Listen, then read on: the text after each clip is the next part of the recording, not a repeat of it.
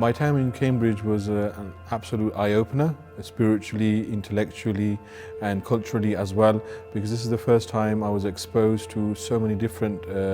subjects and different approaches to how the world works and operates. And then as soon as I graduated in 2012, then I came straight here to the Ashton Central Mosque. As I was appointed as the head imam and the first English-speaking imam, that gave me a huge amount of responsibility and role of leadership to really take the community forward. I was part of the designing of the mihrab here, making sure that the calligraphy was done in an aesthetically pleasing and beautiful manner, and also implementing the design feature of having the presentation screen hidden behind the kalima, which comes out as a surprise to many people who come to the mosque for the first time. And we installed a very high quality projector at the back hall of the mosque so that all khutbahs would be delivered via a presentation on Jum'ah. So all of the verses of the Quran, blue color is used for the verses of the Quran. For the ahadith, green color is used. And to highlight or emphasize particular points, I always use red. So those colors, the structure and how things are highlighted are very, very important to how the mind operates and processes the information, and then how they retain that information and then share that out with other people as well.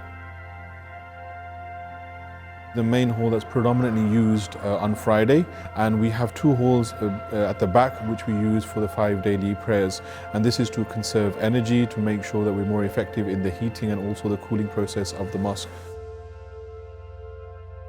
The mosque is not solely just a religious space or a sacred place for people just to come and to do their worship and that's it. It's a communal space, and therefore you have to invite people of all backgrounds, cultures and ethnicities, whether they're young, whether they are old, and give them that safe space and give them that open space and access to come and practice their deen and to worship and to just be at peace and harmony.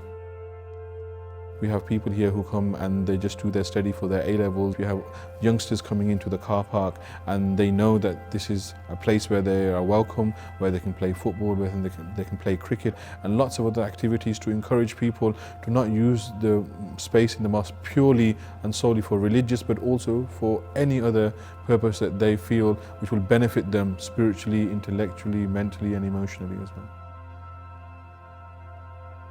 The community feel that they're very close to the mosque, and any issues, whether it's social issues, whether it's religious issues, whether it's guidance or problems with their children, they know the Imam is always there and they're just a knock away or a phone call away, and they can contact the Imam and find solutions to their daily problems.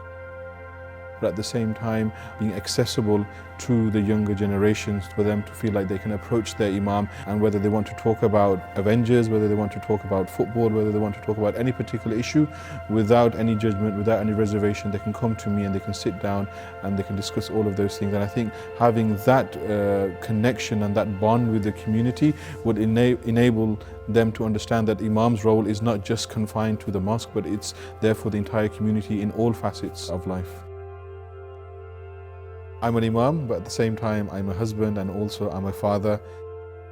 When the events took place in New Zealand, lots of our community members who are non-Muslims, they brought flowers to the mosque, they brought plants to the mosque, and they also sent cards to the mosque as well to share their condolences and to share their prayers with us as well, which was a very, very nice thing for them to do.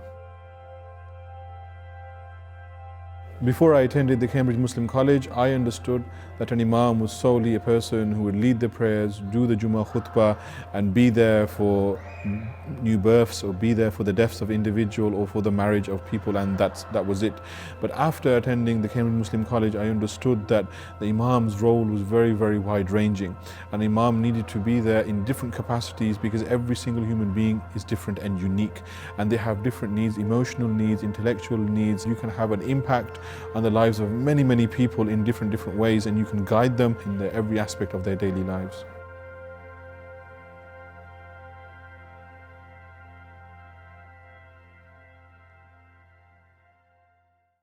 Cambridge Muslim College, training the next generation of Muslim thinkers.